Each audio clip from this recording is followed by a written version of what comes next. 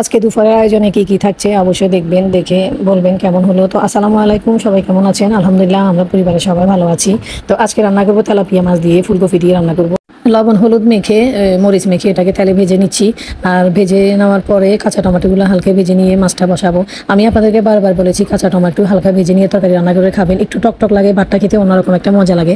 তো আমি তেলাপিয়া মাছ দিয়ে ফুলকপি দিয়ে রান্না করবো, আর উপর দিয়ে কাঁচা টমেটোগুলো দিয়ে দিব। আপনারা দেখতেছেন শীত আসলে কাঁচা টমেটোটা চলে আসে, আর পাকা টমেটো আসার আগে কাঁচা টমেটোটা আসে। আপনারা বাজারে দেখবেন যে কাঁচা টমেটো অ্যাভেলেবেল থাকে বাজারে। তো অনেকেই কাঁচা টমেটো পছন্দ করে না, মনে করি এটা কেমন খাবার, কাঁচা এটা রান্না করলে কেমন হবে। তো আমি মনে করি যে পাকা টমেটো আসার আগে কাঁচা টমেটোটা তরকারির মধ্যে খেয়ে আপনারা অবশ্যই দেখবেন আমি যেভাবে রান্না করতেছি এভাবে হালকা ভেজে দিয়ে দিবেন।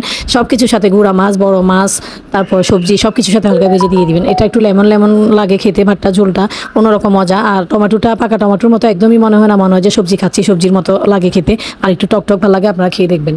তো টমেটো ভেজে নেওয়ার পরে হালকা ফুলকপিটাও আমি ভেজে নিয়েছি। ফুলকপিটা ভেজে নিয়ে আমি ফুলকপিটা রান্না বসিয়ে দিয়েছি।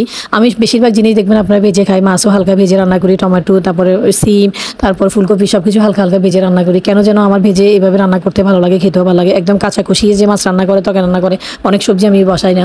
তো যাই হোক, পাশে আমি ফুলকপিটা চাপিয়ে দিয়ে পরে আমি মিষ্টি কুমড়া শাকটা বসিয়ে দিয়েছি। এটা মিষ্টি কুমড়া শাক, এটা শাকটা আমি শিং মাছ দিয়ে রান্না করতেছি, একদম তাজা, আমার হাজবেন্ড নিয়ে আসছে। তো শিং মাছ দিয়ে লাউ শাক, মিষ্টি কুমড়া শাক, সব শাকে মজা, লাল শাক না লাল শাক, চিংড়ি মাছ দিয়ে মজা।